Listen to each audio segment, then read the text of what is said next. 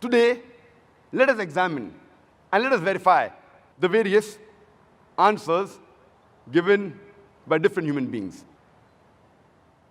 Time will not permit us to deal with all of them, since the time is limited.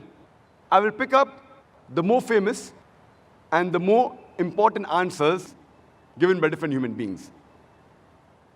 First, we'll discuss, can Muhammad, peace be upon him, be the author of the Quran?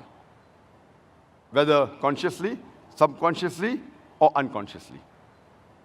It is rather a tragedy that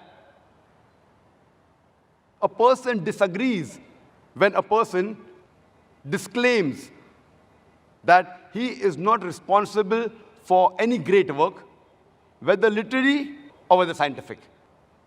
But this is exactly what the Orientalists and the critics of Islam do when they say Prophet Muhammad, peace be upon him, was the author of the Quran.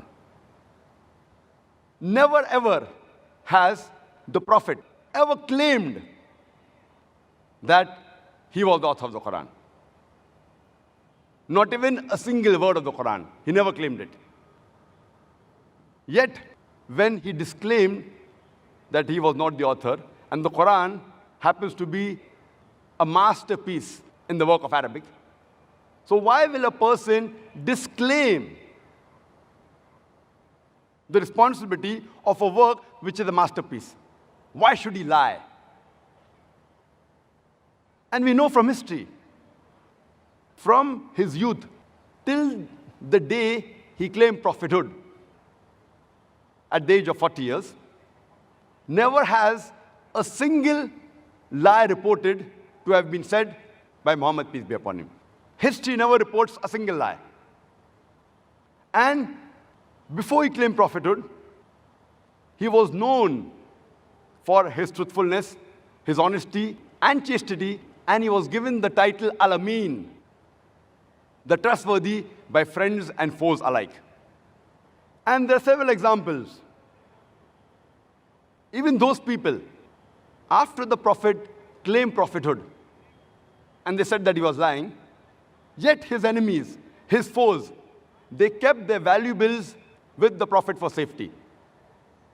And this is known when the Prophet migrated from Makkah to Medina, and he told his nephew, Hazrat Ali, may Allah be pleased with him, that give these valuables to the rightful owners.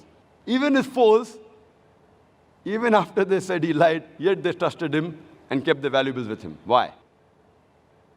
And we have the example that Abu Sufyan, who was the chief of one of the tribes of Makkah, when he went to Emperor Heraclius and asked him for support against the Prophet, and when the emperor asked him that, do you know of any instance in which the Prophet lied?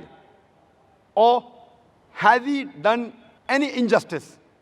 And Abu Sufyan, even though he was the enemy of the Prophet that time, he had to reply no. So why should a person with such honesty and trust and chastity, why should he lie?